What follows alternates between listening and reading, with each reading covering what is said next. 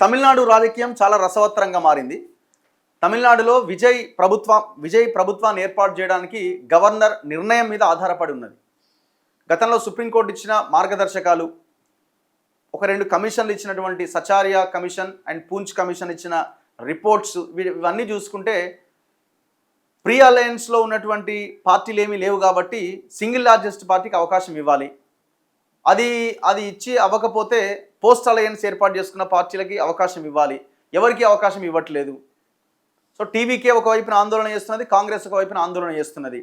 So 118 magic figure చేరుకొని ముఖ్యమంత్రిగా విజయ్ ప్రమాణ స్వీకారం చేయడానికి ఎంత దూరంలో ఉన్నాడు ఒకసారి డిస్కస్ చేద్దాం. నా ముందు కట్టా కార్తీక్ ఉన్నాడు, పొలిటికల్ అనలిస్ట్. కార్తీక్ నమస్తే. నమస్కారం అన్న. ఏం జరుగుతున్నది, మీ అంచనా ఏంది, ఏం జరుగుతుందని మీరు అనుకుంటున్నారు? అంటే మీరు చెప్పినట్టు కొంచెం దగ్గర ఎస్ఆర్ బొమ్మాయి కేసు లేదు, సర్కారియా కమిషన్ ఇచ్చినటువంటి సిఫార్సులు, లేదా పూంచి కమిషన్ ఇచ్చినటువంటి సిఫార్సులు, ఇవన్నీ ఒకసారి పక్కన పెట్టేద్దాం.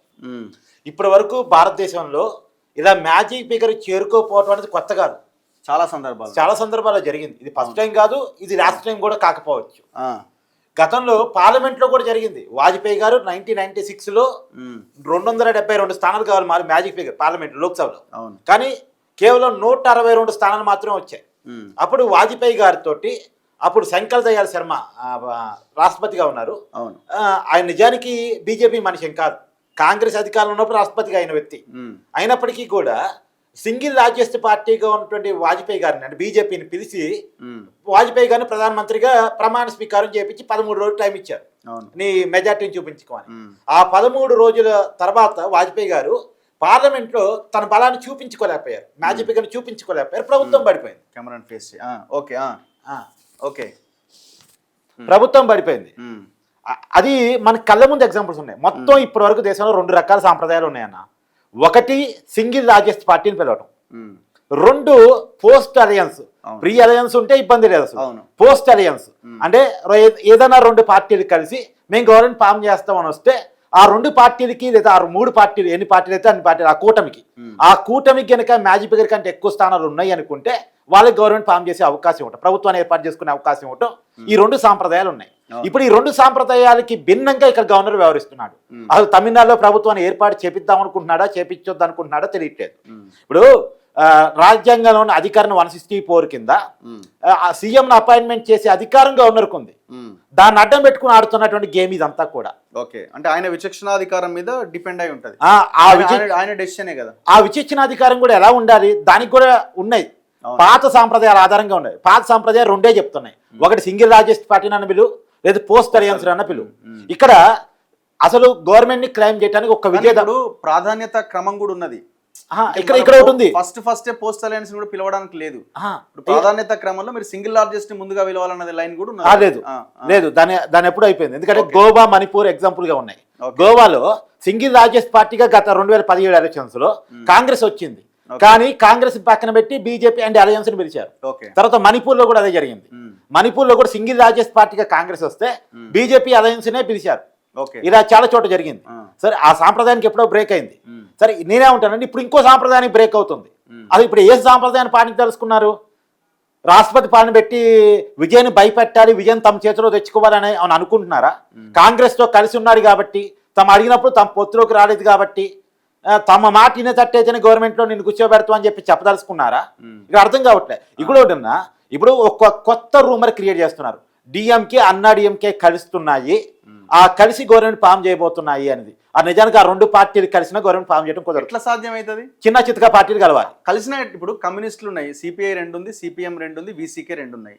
ఈ 6 స్థానాలు లేకుండా వీళ్ళకి ఏఐడిఎంకే అన్నా డిఎంకే కలిసిన అవకాశం లేదు. యుఎంఎల్ అని ఇంకొక ముస్లిం అయిన మరి ఏఐడిఎంకే బీజేపీ కలిసి కూటమి కదా.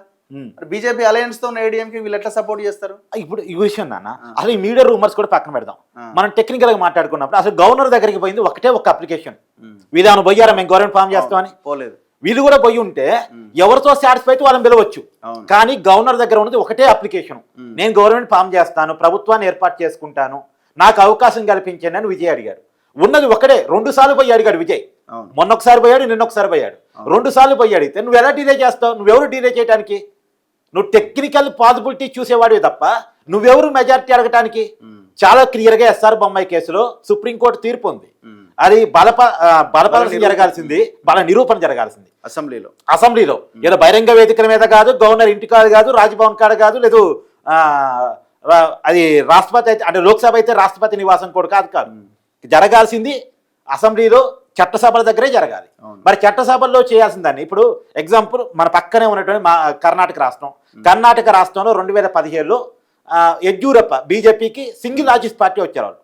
కానీ అప్పుడు కాంగ్రెస్ వాళ్ళు మీరు ఇందాక మేము కుమారస్వామి పార్టీ అనే వాళ్ళు కలిసి మేము పొత్తు పెట్టుకున్నాం, మమ్మల్ని గవర్నమెంట్ పిలవండి అని అడిగారు. మ్యాజిక్ కంటే ఎక్కువ చూపిస్తే లేదు సింగిల్ లార్జెస్ట్ పార్టీని పిలుస్తానని చెప్పేసి యడ్యూరప్పని పిలిచాడు. యడ్యూరప్పకి నిజానికి ఆ రోజుకి యడ్యూరప్పకి ముఖ్యమంత్రిగా ప్రమాణ స్వీకారం చెప్పే పార్టీకి మ్యాజిక్ ఫిగర్ లేదు. కానీ తర్వాత కాలంలో అతను బల నిరూపణ టైంలో ఫెయిల్ అయ్యాడు. ఫెయిల్ అయితే యడ్యూరప్ప రాజీనామా చేసి మళ్ళీ కాంగ్రెస్ కుమారస్వామి అలయన్స్ ప్రభుత్వం ఏర్పాటు చేయాల్సి వచ్చింది. కుమారస్వామి ఆ రోజు ముందు పెట్టి చేపించారు. అయితే ఇవన్నీ కనపడుతున్నప్పటికీ కూడా సింగిల్ లార్జెస్ట్ పార్టీ మరి అక్కడ ఎట్ట పిలిచావు బీజేపీని? పేరు అక్కడ వేరే గవర్నర్ కావచ్చు, ఇక్కడ వేరే గవర్నరే కదా, గవర్నర్ కదా, అందరికీ రాజ్యాంగం ఒకటే కదా. అక్కడేమో నువ్వు సింగిల్ లార్జెస్ట్ పార్టీ అని పేరు పెట్టేసేమో ఇతను యడ్యూరప్పతో చెప్పించావు. లేదు గోవాలోనేమో ఇంకో సాంప్రదాయం ప్రకారం పోస్ట్ పోల్ అలయన్స్ ఓకే చేశానని చెప్పి అక్కడ పిలిచావు. ఇక్కడ అసలు ఆ రెండు సాంప్రదాయాలకు భిన్నంగా ఇక్కడ వ్యవహరిస్తున్నాం. ఇక్కడ పోస్ట్ పోల్ అలయన్స్ అసలు లేదు. మీడియా రూమర్స్ తప్ప మేము వాళ్ళు ఎక్కడ క్లెయిమ్ చేయలేదు. మేము పొత్తు పెట్టుకున్నామని కానీ గవర్నర్కి అప్లికేషన్ ఇచ్చిందే లెక్క. మేము పొత్తు పెట్టుకున్నాము, మమ్మల్ని ప్రభుత్వ ఏర్పాటు పిలవండి అని డిఎంకే అన్నాడీఎంకే పార్టీలు కలిసి ఏమైనా గవర్నర్ గారికి ఇచ్చారా, అప్లికేషన్ ఇచ్చారా? లేదుగా. అది ఇదొక భాగం. అయితే ఇంకొకటి స్టాలిన్ ఆలోచన ఏంటంటే సరే ఫస్ట్ అయితే విజయ్ని పిలువనిద్దాం, విజయ్ని పిలిచే క్రమంలో ఈ చిన్న చితక పార్టీలు విజయ్ వైపు వెళ్లకుండా అడ్డుకోగలిగితే ఆయన ఎట్లాగో బల నిరూపణ చేసుకోలేడు, అవకాశం లేదు. ఎందుకంటే ఆయన 112 దగ్గర ఆగిపోయిండు. ఈ వీసీకే, సిపిఐ, సిపిఎం, ఐయుఎంఎల్ ఈ చిన్న చితక పార్టీలను ఆపగలిగితే నిర్ణయం తీసుకోకుండా అక్కడ ఆయన ఫెయిల్ అవుతాడు. ఫెయిల్ అయిన తర్వాత మనం ఆట ఆడొచ్చు. సో గవర్నర్ అయితే మీరు ఇచ్చేయండి అనే కోణంలో ఆయన వ్యవహార శైలి కనబడుతున్నది. అంటే ఇక్కడ స్టాలిన్ గురించి తెలివైన రాజకీయం కదా. స్టాలిన్ గురించి చెప్పుకోవాలంటే ఉన్నంతలో ఒక జెంటిల్మెన్ పాలిటిక్స్ చేస్తాడని పేరు ఉంది. దానికి ఒక ఎగ్జాంపుల్ కూడా ఉంది. జయలలిత చనిపోయినప్పుడు తమిళనాడు ఇదే రకమైన సంక్షోభం. అన్నాడీఎంకే పార్టీ ముక్కలైపోయింది. శశికళ ఒక వర్గం, పళనిస్వామి ఒక వర్గం, పన్నీర్సెల్వం ఒక వర్గం, దినకరన్ ఒక వర్గం, ముక్కలు చక్కలేని పరిస్థితిలో కొంతమంది అన్నాడీఎంకే ఎమ్మెల్యేలు స్టాలిన్ దగ్గరికి వెళ్ళి మేము మద్దతు ఇస్తాం, మీరు ముఖ్యమంత్రి కండి అని ఆ రోజు అడిగితే లేదు నేను ప్రజా మద్దతుతోనే ముఖ్యమంత్రి అవుతాను తప్ప ఇలా పార్టీలను చీల్చి కాను అని కరాఖండిగా చెప్పి 2021 ఎలక్షన్స్ వరకు ఆగి 2021 ఎలక్షన్స్ లో గెలిచాకే ముఖ్యమంత్రి అయ్యాడు. ఇప్పటికీ నేను అనుకోవటం ఏది అన్నాడీఎంకే డిఎంకే కలుస్తున్న రూమర్ ఎక్కడ పుట్టిందంటే అన్నాడీఎంకే పార్టీలో కొంతమంది ఎమ్మెల్యేలు అసంతృప్తిగా ఉన్నారు. వాళ్ళకి అర్జెంటుగా అధికారం కావాలి. అన్నాడీఎంకే అధికారం ఇప్పటి వరకు జయలలిత చనిపోయిన తర్వాత మిస్ అయింది, మళ్ళీ వచ్చే పరిస్థితి కూడా లేవు. కాబట్టి వాళ్ళకి అసలు ఒక నాయకుడు అంటే ఎవడు లేడు. వాళ్ళకి అర్జెంటుగా అధికారం కావాలి. అధికారం కావడానికి వాళ్ళ దగ్గర 3-4 ఆప్షన్స్ ఉన్నాయి. ఒకటి ఈ అసంతృప్తి ఎమ్మెల్యేలపై టీవీకేలో మెర్జ్ కావటం. వాళ్ళు ఆల్రెడీ ప్లాన్ చేశారు. వీళ్ళు మెర్జ్ చేసుకోవడానికి విజయ్కి ఇస్తున్నారు. ఎందుకంటే వీళ్ళ డిమాండ్ చాలా ఎక్కువ ఉన్నాయి. మాకు ప్రతి ఇద్దరిలో మాకు ఒకరి మంత్రివర్గం కావాలని అడుగుతున్నారు వీళ్ళు. తర్వాత అసలు ఉండదు, వీళ్ళకి వ్యతిరేకంగా పోయి వీళ్ళని కలుపుకుంటే మన విజయ్కి చెడ్డపేరు. కాబట్టి రెండోది అసలు మేము మద్దతు ఇస్తాం, మీరు తీసుకోండి, పార్టీగా అన్నాడీఎంకే పార్టీగా మద్దతు ఇస్తాం, తీసుకోండి. ఇది సెకండ్ ఆప్షన్. లేదు అసలు విజయ్ మనని డాకట్లేదు కాబట్టి, విజయ్ మన పట్టించుకోవట్లేదు కాబట్టి అసలు ద్రవిడ పార్టీలు ఏకమని అనే పేరుతోటి స్టాలిన్తో కలిసి గవర్నమెంట్ ఫామ్ చేద్దాం అనే ప్రపోజల్ అన్నాడీఎంకే అసంతృప్త ఎమ్మెల్యే నుంచి వచ్చిన మాట వాస్తవం. దీనికి స్టాలిన్ నో చెప్పాడు అనేది నాకున్న సమాచారం ఇప్పటికైతే. మేబీ స్టాలిన్ ఆలోచన ఏంటంటే విజయ్ ఫెయిల్ అయిన తర్వాత అదే రాజ్యాంగ సంక్షేమం కాబట్టి అప్పుడు ఏం చేసినా జనం చెల్లుబాటు అంటారు. ఇప్పుడు విజయ్ ఫెయిల్ అవ్వడానికి కావాల్సిన ప్రయత్నాలను ఆయన చేస్తున్నట్టు కనబడుతున్నది కదా. అలా నేను అనుకోను. ఎందుకంటే నిన్న వాళ్ళు దళిత పార్టీ కలిసింది. ఆ పార్టీ కలిస్తే మీ ఇష్టం, మీ ఇండివిజువల్ చాయిస్, మీరు కావాలంటే ఏ డిసిషన్ తీసుకోండి అని చెప్పినట్టే మనం వార్తలు వింటున్నాం. లోపల ఏం చెప్పడం మనకి రియాలిటీ తెలియదు. రెండోది కమ్యూనిస్ట్ పార్టీలు కూడా కలిసాయి. నేను స్టాలిన్ కలిస్తే మీ ఇండివిజువల్ డెసిషన్ మీరు తీసుకోండి, ఇబ్బంది ఏం లేదని చెప్పేసి అన్నాయి. బట్ చూడాలి. ఏదైనా ఒక విషయం ఏంటంటే స్టాలిన్ అనే వ్యక్తి నమ్మదగిన వ్యక్తి అని చెప్పడానికి కూడా 2004 నుంచి లాయర్గా ఇండి కూటమిలోనే ఉన్నాడు, కాంగ్రెస్తోనే ఉన్నాడు. సరే అప్పటికి ఇండి కూటమి పుట్టలేదేమో కానీ కాంగ్రెస్తోనే ఉన్నాడు 2004 నుంచి. బీజేపీ చాలా ఒత్తిడి తీసుకొచ్చింది, గవర్నర్ ద్వారా చాలా ఇబ్బంది పెట్టింది, నువ్వు మా కూటమిలోకి రాని, కాంగ్రెస్ను వదిలేయని. కానీ పక్కడ్బందీగా ఇప్పుడు రాహుల్ గాంధీని మమతా బెనర్జీ లెక్క చేయదు, అఖిలేష్ యాదవ్ లెక్క చేయడు. కాంగ్రెస్కి నమ్మకంగా ఉన్నది, నిలబడింది, రాహుల్ గాంధీతో నిలబడింది స్టాలినే. ఇప్పుడు ఎగ్జాంపుల్ అన్న మీకు చెప్తున్నాను, పోయినసారి 2024 ఎన్నికల్లో తమిళనాడు నుంచి 9 ఎంపీలు ఉన్నాయి కాంగ్రెస్కి. ఎవరు గెలిపించారు? స్టాలిన్ గెలిపించారు. నిజానికి కాంగ్రెస్ పార్టీకి 9 ఎంపీలు గెలిచేంత బలం తమిళనాడులో ఉందా? రియాలిటీలో లేదు. రియాలిటీలో లేదు. ఇప్పుడు కాదే జాతీయ రాజకీయాలను పక్కన పెట్టి ఇప్పుడు విజయ్ వచ్చాడు కదా, వాళ్ళు 2 మంత్రి పదవుల కోసం వెంటనే గొడవ దూకినట్టున్నారు. సో ఇప్పుడు కాంగ్రెస్ కూడా మా 5 ఉన్నారు, ఆయన మద్దతు అడిగి నేను ఇచ్చేసిండు. ఇంత పెద్ద పార్టీ వీళ్ళు ఆలోచన చేయాలి కదా. మనం ఒకవేళ 5 వెళ్తే గవర్నమెంట్ ఏర్పాటు అవ్వడానికి అవకాశం ఉందా? లేదు. సో అలాంటప్పుడు ఏం చేయాలి? ముందుగానే మనం మిగతా పార్టీలన్నింటితో మధ్యవర్తిత్వం వహించి నిర్ణయం తీసుకొని కలిసికట్టుగా సపోర్ట్ చేసేనే గవర్నమెంట్ ఏర్పాటు చేయాల్సి ఉంటుంది. లేదు డిఎంకేతోనే ఆ కమిట్మెంట్ ఇది కరెక్ట్ గా చేయలేదు, అక్కడ వాళ్ళతో విడిపోయే పరిస్థితి. అంటే తన గోడ దూకితే ఆటోమేటిక్ ఇంకో నలుగురు గోడ దూకుతారు అనుకున్నారు కాంగ్రెస్ వాళ్ళు. అట్లా ఉండదు కదా. కాంగ్రెస్ వాళ్ళకి అర్జెంట్ గా అక్కడ మంత్రి పదవి కావాలి. స్టాలిన్ ఇవ్వలేదు గతంలో. ఇప్పుడు అధిష్టానం తీసుకున్న నిర్ణయమే కదా. అధిష్టానం మాట తట్టు వాళ్ళకు ఉన్నారని నేనైతే అనుకోవట్లేదన్న. అధిష్టానం కంట్రోలింగ్ ఉంది అన్ని వ్యవస్థల మీద నేను అనుకోను. కాంగ్రెస్ అధిష్టానం వీక్ అయిపోయింది. స్టేట్లో వాళ్ళు వినే పరిస్థితి లేదు. పోయినసారి విజయ్తో పొత్తు పెట్టుకుంటామని చాలా గట్టిగా, అంటే అప్పటికి చాలా ప్రయత్నం చేసి హైకమాండ్ ఆపింది. నేను అనుకోవడం హైకమాండ్ ఆపింది. నిజానికి ఇప్పుడు హైకమాండ్ దృష్ట్యా చూద్దామన్నా, ఇప్పుడు ఇండి కూటమిలో మెయిన్ పార్ట్నర్ గా స్టాలిన్ ఉన్నాడు. 22 ఎంపీలు ఉన్నాయి స్టాలిన్కి. ఇండి కూటమిలో ఉన్నటువంటి స్టాలిన్ వదిలేసి విజయ్ దగ్గరికి పోతారా? ఇండి కూటమి చాలా ఇంపార్టెంట్ కదా. ఇప్పుడు స్టాలిన్ ఇండి కూటమి నుంచి బయటకు వచ్చి బీజేపీ దగ్గరికి పోయాడు అనుకో, నేను ఇంత నమ్మకంగా ఉన్నా, నాకు ప్రయారిటీ లేదు కదా, నాకు అవసరం వచ్చినప్పుడు నాతో లేరు కదా, ఎందుకు వాళ్ళతో నేను తగాదు పడి, నాకు మోడీతో ఏంటి తగాదా అని చెప్పేసి రాజీ పడ్డాడు అనుకోండి. ఎగ్జాంపుల్, మోడీతో రాజీ పడి ఇప్పుడు మహిళా బిల్లు, డీలిమిటేషన్ బిల్లులో కోఆపరేట్ చేయవసరం లేదు, వాకౌట్ చేసి సరిపోయింది. అంతే. వ్యతిరేకంగా బిల్లు ఓటు వేయవసరం లేదు, వాకౌట్ చేశాడని వాళ్ళ బిల్లు ఆమోదించుకుంటారు. అవును. ఇండైరెక్ట్ సహకారం చేయొచ్చు. ఇప్పుడు జగన్ చేస్తున్నాడు ఇండైరెక్ట్ సహకారం. డైరెక్ట్ కోఆపరేషన్ ఉండదు, ఇండైరెక్ట్ కోఆపరేషన్ ఉంటుంది. అట్లా స్టాలిన్ మోడీతో ఇండైరెక్ట్ కోఆపరేషన్ చేశాడు అనుకో, ఎవరికి దెబ్బ? ఇండి కూటమికే దెబ్బ కదా. సో అది ఆలోచించాలిగా, దేశ ప్రయోజనాలు ఆలోచించాలిగా. తమిళనాడు రాష్ట్రంలో విజయ్తో కలిస్తే వచ్చే 2 మంత్రి పదవులు కాదుగా. సరే, విజయ్తో కలవాలి, రాజ్యాంగ సంక్షేమం వచ్చింది, కలవాలి అనుకున్నారు. ఎగ్జాంపుల్ అనుకుంటే నువ్వేం చేయాలి? కాంగ్రెస్ పార్టీగా, పెద్ద పార్టీగా కమ్యూనిస్టులతో మాట్లాడాలి. తర్వాత అక్కడ ఉన్నటువంటి ఇతర చిన్న పార్టీలతో మాట్లాడాలి. మనంతరం కలిస్తే తప్ప విజయ్ గవర్నమెంట్ ఫామ్ చేయలేడు అని కన్విన్స్ చేసుకొని స్టాలిన్ కూడా చెప్పి, ఈ పరిస్థితుల్లో బీజేపీ అడ్వాంటేజ్ తీసుకుంటుంది కాబట్టి ఈ స్టాండ్ మేము తీసుకుంటున్నాం అని కన్విన్స్ చేసి అప్పుడు వెళ్ళాలి. ఇది కదా బాధ్యత. మరి ఆ బాధ్యతను ఎక్కడ విస్మరించారు? ఇప్పుడు రాహుల్ గాంధీ వచ్చి స్టాలిన్ని కలిసి, నువ్వు నాకు నమ్మకంగా ఉన్నావు కానీ ఈ పరిస్థితిలో డెసిషన్ తీసుకోబోతున్నాను అని చెప్పాలి కదా. మరి చెప్పింది ఎక్కడ? ఏదో ఉన్న ఫలాన్ని పోయారు. కమ్యూనిస్టులు పోలేరా? ఎందుకు పోవట్లే కమ్యూనిస్టులు? వాళ్ళు అనుకునేది ఏంటంటే 2004 నుంచి మనం మోస్తున్నాడు, కార్ల్ మార్క్స్ విగ్రహాన్ని చెన్నై సిటీలో పెట్టాడు. కానీ ఈ రోజుల్లో, ఈ జనరేషన్లో ఏ రాజకీయ పార్టీ కార్ల్ మార్క్స్ విగ్రహాన్ని సెంటర్లో పెట్టగలిగింది? కార్ల్ మార్క్స్ విగ్రహాన్ని చెన్నై సెంటర్లో పెట్టాడు. నేను కమ్యూనిస్ట్ని అని బలంగా చెప్పుకుంటాడు. మనం ఎక్కడ పిలిస్తే అక్కడికి వస్తాడు. సరే, ఇవాళేదో ఇతనికి కష్టం వచ్చింది, వాళ్ళకి అవసరం వచ్చింది, వాళ్ళ అవసరం వచ్చింది కాబట్టి, ఇతనికి కష్టం వచ్చింది కాబట్టి ఇక్కడ వదిలేసి అటు పోతే కరెక్టా? ఆలోచించుకుందాం, స్టాలిన్తో మాట్లాడదాం, కన్వే చేద్దాం, వెళ్దాం. కమ్యూనిస్టులు వస్తారని నమ్మకం విజయ్కి ఉంది. అందుకనే నేను బల నిరూపణ అసెంబ్లీలో చేసుకుంటా అన్నాడు.